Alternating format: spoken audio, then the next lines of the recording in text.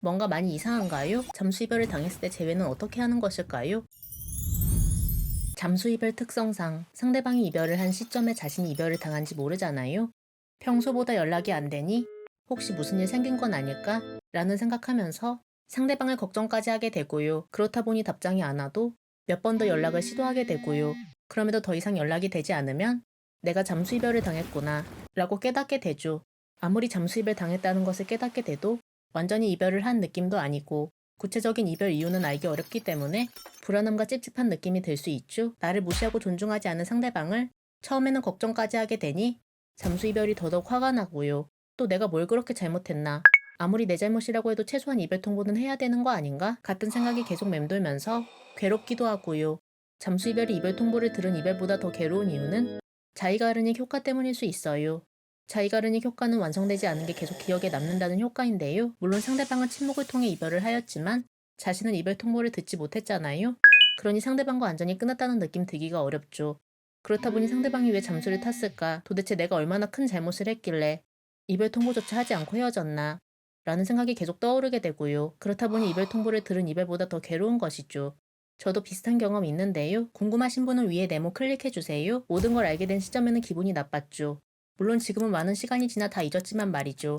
그렇다면 왜 이별 통보조차 하지 않고 잠수를 타며 헤어진 것일까요? 궁금한 점 또는 여러분의 생각을 댓글로 남겨주세요. 잠수 이별의 이유는 여러 가지가 있죠.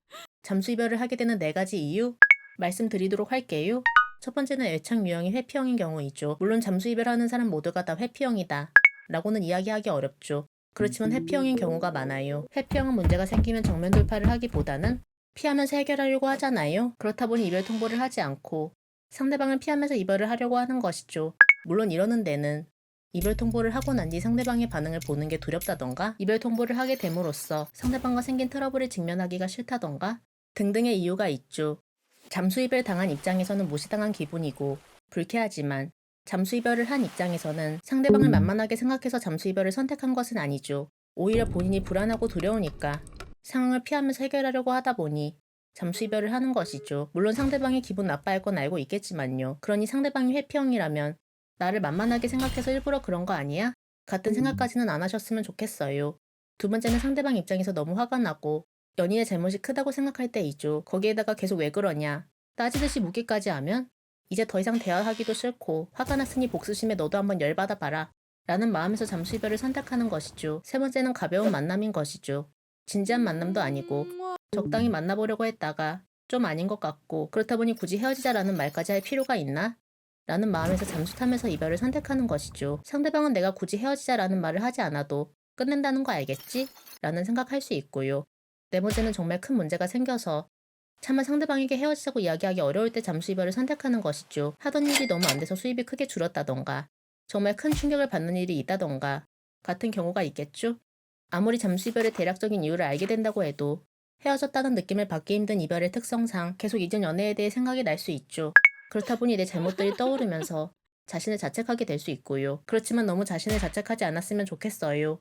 상대방이 잠수 이별을 선택한 이유는 잠수 이별을 선택한 본인의 성향 때문일 가능성이 크기 때문이죠. 아무리 한쪽이 더 이상 연인 관계를 이어가지 못한다고 생각하면 끝나는 관계이고 내 잘못이 크다고 하더라도 헤어지자는 이야기는 하는 게 맞잖아요. 그러니 너무 자신을 자책하지 않았으면 좋겠습니다. 물론 다음 연애에서 고쳐야 하는 부분도 있겠지만 이 부분은 잠수 이별을 하고 난 직후보다는 상대방에 대한 마음이 어느 정도 정리가 되고 난 뒤에 생각을 해도 되는 부분이죠. 아무리 상대방이 자신을 무시한 것 같아 화가 나도 상대방 생각은 계속 나고 앞으로 만나게 되면 더 잘할 수 있을 것 같고 연애했을 때 후회하는 부분이 있어서 등등의 이유로 재회하고 싶다는 생각 들 수 있죠? 잠수 이별을 당했을 때 재회는 어떻게 하는 것일까요? 첫 번째는 상대방한테 매달리면 안 되죠. 상대방은 이별 통보조차 하지 않고 도망을 간 거잖아요? 그런데 거기다가 내가 잘할게. 내가 잘못했어. 라면서 매달리고 잘못했다고 이야기해봐야 상대방은 더 도망가고 싶을 거고요. 더 부담을 느낄 수밖에 없죠. 상대방은 자신을 더 피하고 싶은 마음이 들 수밖에 없고요. 더군다나 잠수 탄 지 얼마 지나지도 않은 시점에 재회 이야기는 더더욱 하면 안 되죠. 부담스러울 수밖에 없죠. 두 번째는 본인이 이별 통보를 하세요. 재회할 건데 이별 통보를 하라니 뭔가 많이 이상한가요? 상대방은 침묵을 통해 먼저 이별을 했지만 자신이 이별 통보를 하면 상대방 입장에서 이별을 당한 느낌이 들죠. 그렇다 보니 이런 느낌 때문에 오히려 연락이 올 수 있어요.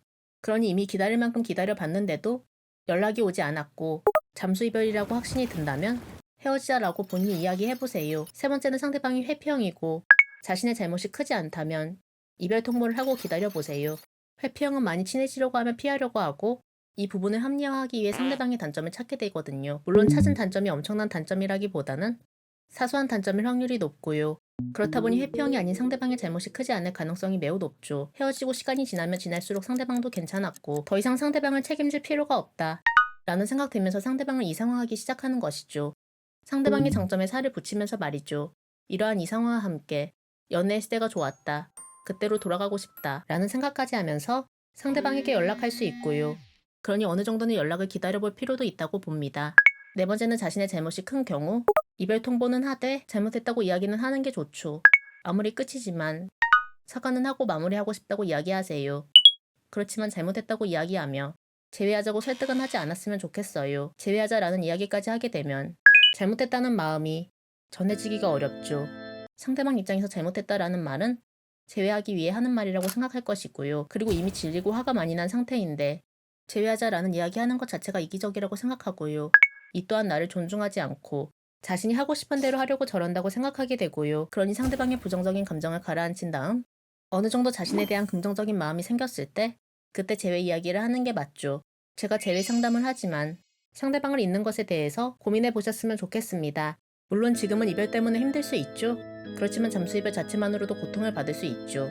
자신의 입장에서 이별이 완성되지 않았기 때문에 계속 상대방에 대해 떠올리게 되고 내가 뭘 잘못했길래 그럴까 라는 생각을 하게 되고요. 그렇다 보니 상대방을 더 떠올리게 되고 그 기억을 계속 상기시키게 되고 그러니 더 힘들게 되고요. 상대방에 대한 그리움이 동일하다면 이러한 부분 때문에 이별 통보를 들은 이별보다 더 힘들어지고요. 현재의 힘듦으로 재회를 하기에는 재회 과정 자체가 너무 힘들기 때문에 재회 시도를 안 하는 게 더 낫다고 보고요.